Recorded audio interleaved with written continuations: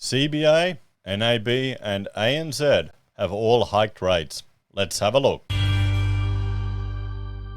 Hello everyone, Florian here, and welcome to another episode of Heise Says. Grab your hashtag not sponsored coffee. Let's jump over here and have a look at this article. CBA, NAB, and ANZ customers hit with rate hikes today. There you go, guys. Rates are, well, no one's going to be surprised with this. Millions of Aussies with Commonwealth Bank, National Australia Bank, and ANZ variable rate home loans will be slugged with higher interest rates from today as the Reserve Bank's latest hike kicks in. Westpac customers will also need to prepare themselves for a rate hike, with the bank's changes flowing through on Tuesday, March the 21st.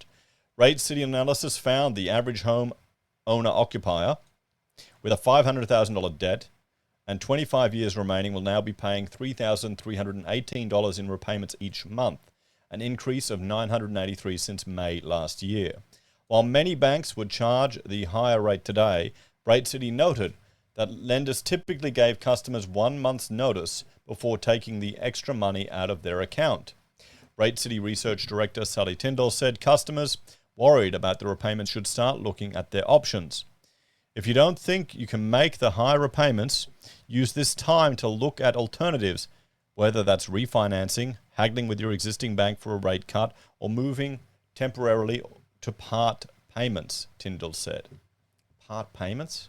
Or what about interest only? No one says interest only as an option, at least these things. To find and not get a cut if it's interest only.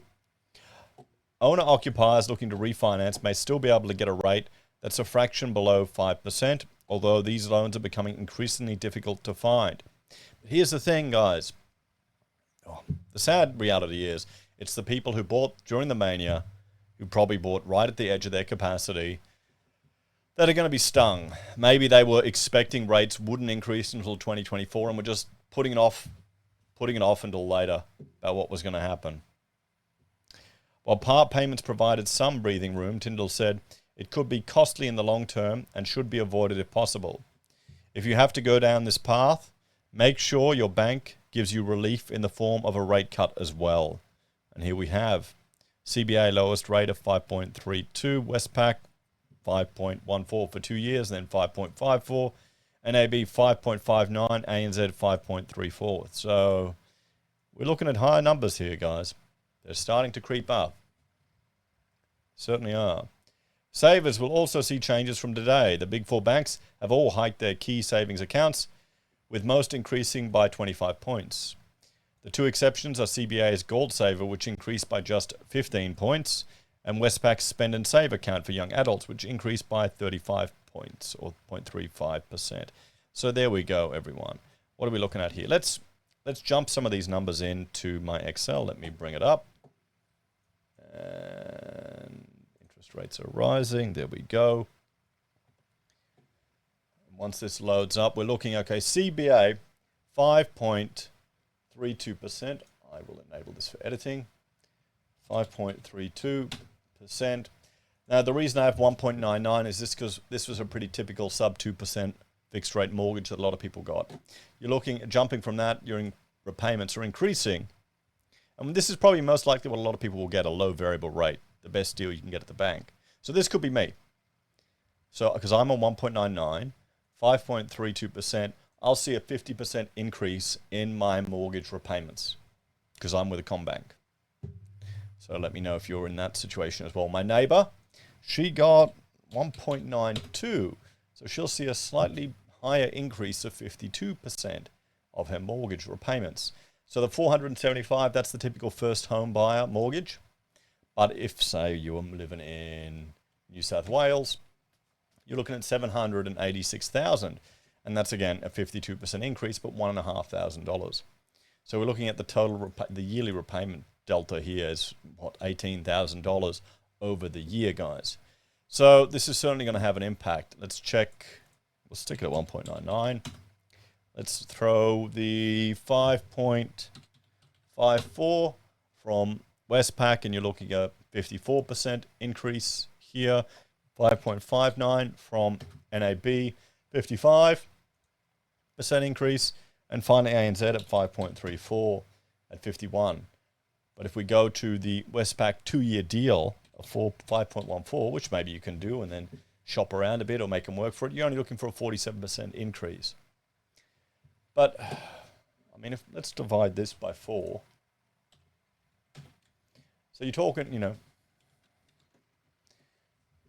you're going from $725 a week repayments to over $1,000. So another $300 you need to find a week. That's for New South Wales. If we go to the average first home buyer, you're going from $442 a week up to $653 a week. Now, if I look at an example, across the street from us, 3-bedder, fibro, raised Queenslander, and nothing special at all. It's not one of the pretty ones. It's an old one, like an 80s fibro shack, pretty much. 3-bed, separate toilet to the bathroom, decent sized block, 600 square meters.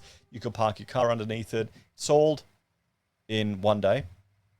They're planning to rent it out for $580. So if I look at that as an example of what an average working class family would get in this suburb, the mortgage doesn't seem that high, does it, compared to it, guys? And what did it sell for? What did it go for? Oh, well, shit. It went for $770 cash, no offers, no conditions. So I'm sure they didn't borrow that much. Let's say they borrowed $596. So the mortgage repayments are still a lot higher than the rent you're getting on that one for $596,000. So there you go. Well, anyway, guys, let's have a bit of a talk about this one. So once again, we're seeing more interest rate increases from the banks. It's nothing we shouldn't all be surprised about. All the viewers of the channel, I'm certain you're all aware that these rate increases are coming and that we have to prepare for them. Now, depending on how far out you have your interest rate fixed period, depends on, well, if you're going to hit it or not. I know some viewers are mentioning in the comments they're locked their mortgage in until 2025. So by then, rates may be going down again. We'll have to see what's going to happen. There's another article I'll probably look at tomorrow. Rates are going to hit 3.85% and then pause. There are those thinking it'll hit 4.1 or even above that. And if you look globally, what's happening, it's all just frankly a shit show at the moment with what's going on with banks. And is the Fed going to pause? Isn't it? Others are predicting everything's going to collapse. It's the end. We'll have hyperinflation. It's all going to go tumbling down. We'll have to wait and see. Remember, negative news and drama gets the views. So there's always going to be an emphasis on that. You need to take a step back and look at the whole situation, but also plan and be sensible. Anyway, thanks for watching. Like, share, subscribe to the channel. Do all those YouTube things. Check out Heiser BIM and Heiser Does if you haven't.